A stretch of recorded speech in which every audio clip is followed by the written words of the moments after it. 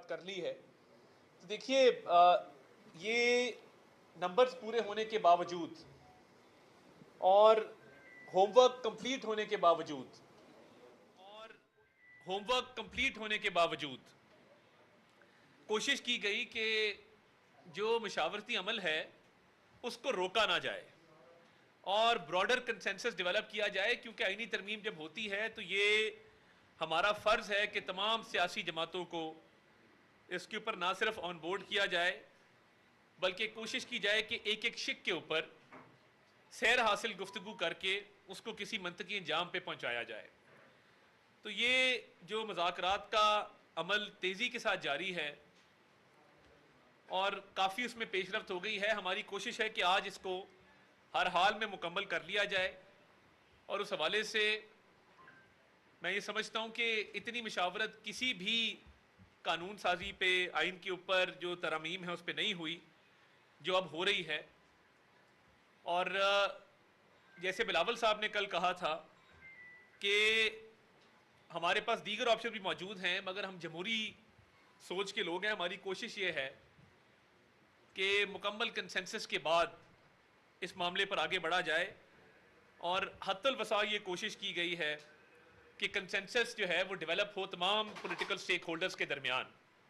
دیگر آپشن موجود ہیں اپنی جگہ پہ، اور الحمدللہ نمبرز کا بھی ایشو نہیں ہے، نمبرز بھی الحمدللہ پورے ہیں، مگر جو جمہوری معاشرے ہوتے ہیں اور جمہوری سوچ کے جو مالک لوگ ہوتے ہیں ان کی کوشش یہی ہوتی ہے کہ مشاورت اور کنسنسس بلڈنگ میں اپنا کردار ادا کیا جائے۔ بڑے الزامات لگائے جا رہے تھے، میں اس پہ اپنی بات ختم کروں گا، پھر میں حنیف عباسی صاحب کو موقع دوں گا، ہمارے سینئر پارلیمنٹیرین ہیں جس پہ بات کریں گے۔ دیکھیے خیبر پختونخوا کے صوبے کے اندر آپ کو پتہ ہے قانون تبدیل کیا گیا، رولز کو چینج کیا گیا کہ پولیس آفیسرز کی پوسٹنگ ٹرانسفر پہلے آئی جی کرتا تھا، اور اس ساری جو پولیٹیکل ورکنگ ہو رہی تھی اس دوران ہی علی امین گنڈا پور صاحب نے آئی جی سے وہ اختیارات لے کر اپنے پاس رکھ لیے۔ مقصد کیا تھا کہ انہوں نے لوگ اپنے بند کیے ہوئے تھے خیبر پختونخوا کے اندر، اور پھر دو طرح کی، پہلے ترمیم کی تاکہ پولیس کو ملوث کیا جائے سیاسی انجینئرنگ کے اندر اور پولیس سے سیاسی کام لیا جائے۔ آپ لشکر کشی کر رہے ہیں، اسلام آباد آپ آتے ہیں، آپ ایس سی او کے دوران کال دیتے ہیں۔ اب مجھے یہ بتائیے کہ یہ کیا تک ہے کہ آپ نے پولیس کے رولز کو تبدیل کر کے تو آپ نے یہ کہا کہ اب یہ وزیر اعلیٰ جو ہے یہ پولیس آفیسرز کی ضلعوں میں بھی پوسٹنگ ٹرانسفر کرے گا۔ مقصد ایک ہی تھا کہ سیاسی طور پہ لوگوں کو وہاں پہ اپنے کنٹرول میں کرنا۔ انہوں نے تمام لوگوں کو، پنجاب سے بھی جن کا تعلق تھا ان کو بند کیے رکھا، الزام دیتے رہے جی فلاں ایجنسی لے گئی، فیڈرل گورنمنٹ لے گئی، اور سارے لوگ انہوں نے وہاں پہ کے پی کے میں بند کیے ہوئے تھے۔ اور جو ہم نے سیاست کے اندر سرکاری وسائل کا استعمال دیکھا ہے کہ جس طریقے سے آپ سرکاری گاڑیوں پر سرکاری کرینے لے کر سرکاری افسران کو لے کر اسلام آباد آتے ہیں، تو کیا یہ جب آپ دوسروں پہ الزام دھرتے ہیں تو کیا آپ اپنے گریبان میں نہیں جھانکتے کہ آپ کا اپنا طرز عمل کیا ہے اس کے اوپر؟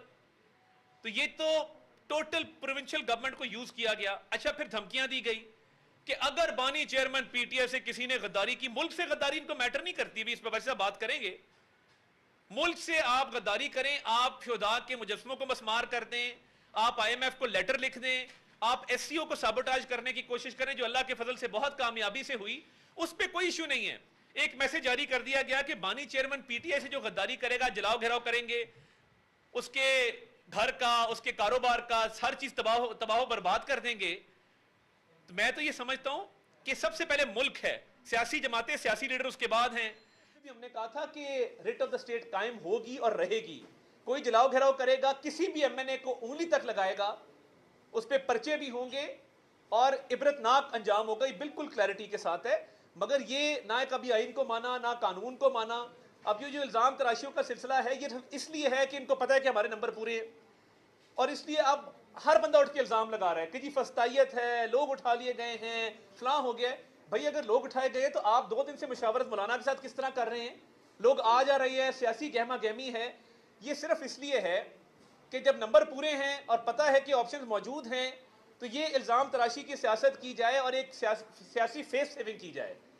تو میں سمجھتا ہوں کہ نمبر پورے ہونے کے باوجود ہماری خواہش مشاورت کی ہے، کنسنسس کی ہے، اور کوشش ہے کہ اس کے تھرو ہی اس پروسیس کو چلایا جائے۔ مگر یہ الزام تراشی نہیں ہونی چاہیے. جس اکاؤنٹ سے یہ آرمی چیف کے خلاف ٹویٹ کرتے ہیں اسی اکاؤنٹ سے کبھی زیک گولڈ سمتھ کو بھی کنڈیم کر دیں, کہہ دیں کہ وہ جو اسرائیل کی حمایت کرتا ہے, فلسطینیوں کے خلاف بات کرتا ہے, وہ غلط کرتا ہے. وہ نہیں کریں گے, مگر وہ اکاؤنٹ استعمال ہوگا آرمی چیف کے خلاف, ملکی اداروں کے خلاف. بھائی جو دہشت گردی کا مقابلہ کر رہے ہیں, روز لاشیں اٹھا رہے ہیں, آپ ان کے پیچھے کیوں پڑیں؟ آپ سیاسی عمل کا حصہ بنیں, آ کے اپنی بات کریں. بادشاہ صاحب کو میں ریکویسٹ کروں گا کہ وہ اس میں مزید بات کر دی ساری. بسم اللہ الرحمن الرحیم. جیسے منسٹر صاحب نے بڑی تفصیل کے ساتھ آپ کے سامنے بات رکھی ہے, میں تو یہی کہوں گا ایز اے پولیٹیکل ورکر کے اتفاق رائے کے لیے جو کچھ ہو رہا ہے وہ بہتر ہو رہا ہے, اس ملک کے لیے بہتر ہو رہا ہے, قوم کے لیے بہتر ہو رہا ہے.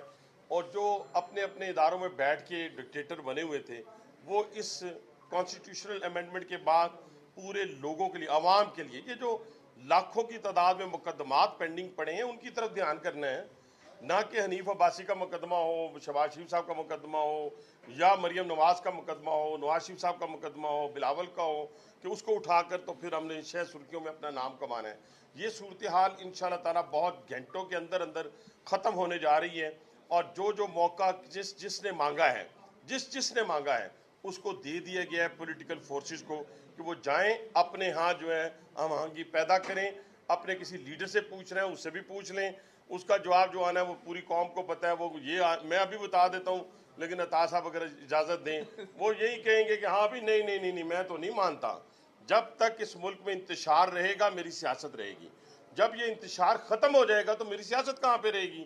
تو میں صرف 2 نکات کے اوپر بات کروں گا, اور وہ نکات کیا ہیں. دیکھیں میں آپ سے گزارش یہ کرنا چاہتا ہوں کہ بڑی حکمت کے ساتھ نہیں, بڑے منصوبہ سازی کے ساتھ پاکستان کے اوپر حملہ کیا جا رہا ہے. اور وہ منصوبہ سازی کیا ہے کہ پاکستان کی انسٹیٹیوشنز کو کمزور کیا جائے, وہ پارلیمنٹ ہو, ایون عدلیہ ہو, اور ایون فوج ہو. اور آج دیکھیں غلطی کوئی کرتا ہے, گالی کس کو دیتے ہیں آپ. بڑی بات کی منسٹر صاحب نے زبردست کہ دیکھیں نا, آپ نے گولڈ سمتھ کو تو کبھی برا بلا نہیں کہا. آپ نے اسرائیل کے خلاف اسی فورم پہ کھڑے ہو کے میں نے کہا تھا کوئی ایک سٹیٹمنٹ بانی پی ٹی آئی دے دے تو میں کہوں گا ہاں بھی اس نے اپنا حق ادا کر دیا. آل پارٹیز کانفرنس میں جو فلسطین کے موقع پہ بلائی گئی سب جماعتیں اس میں شریک ہوئیں, یہ لوگ شریک نہیں ہوئے. اور اب آپ پورے سوشل میڈیا کے اندر جو باہر بیٹھی جھوٹ کی فیکٹری ہیں وہ کرتی کیا ہے, بات کوئی کرتا ہے, اسٹوڈنٹ کوئی بات کرتا ہے تو اس کے پیچھے لگ جاتے ہیں, اس کو ابھار کر کہتے کس کو ہیں جناب. کوئی خاتون جو ہے 4 گھنٹے شاپنگ میں, اگر کئی شاپنگ مال کے اندر سگنل نہیں آ رہے ہوتے, وہاں چلی جاتی ہے تو کہتے ہیں اٹھا لیا گیا. پھر کہتے ہیں کہ 12 سال کے بچے کے سینے کے اوپر پتہ نہیں, ایسی کہانیاں گھڑتے ہیں. یہاں عمر قید مل گئی, یہاں نواز شریف صاحب کے سامنے ان کی بیٹی کو گرفتار کر لیا گیا. شہباز شریف حمزہ سب سے زیادہ قیاد, شہباز شریف حمزہ سب سے زیادہ قیاد کاٹنے والا شخص تھا. 3 سال تک وہ قید میں رہا, کسی نے اف تک نہیں کی. 3 جیلوں میں ڈالا گیا, 6x6 میں ڈالا گیا, کسی کی چیخیں نہیں. کیا ہمارے بچوں کو نہیں اٹھایا گیا, ہمارے بچوں کے خلاف انکوائریاں نہیں ہوئی, ان کو پابند سلاسل نہیں کیا گیا, FIR نہیں ہوئی. کیا ہمارے بچے جیلوں کے باہر جا کر کھڑے نہیں ہوتے تھے, سب کے بچے. اور شول کیا ہوتا تھا بانی پی ٹی آئی کا, اس کو پکڑ لو اس کو مار دو. اس کی اگر نہیں. وفاقی وزیر اطلاعات عطا اللہ طاہر اور رہنما مسلم لیگ نون حنیف عباسی اس وقت میڈیا سے گفتگو کر رہے. انہوں نے کہا کہ سیاسی مشاورت جاری ہے, نمبرز کا مسئلہ نہیں ہے. وقت ایک بریک کا. آپ دیکھتے رہیے آج نیوز.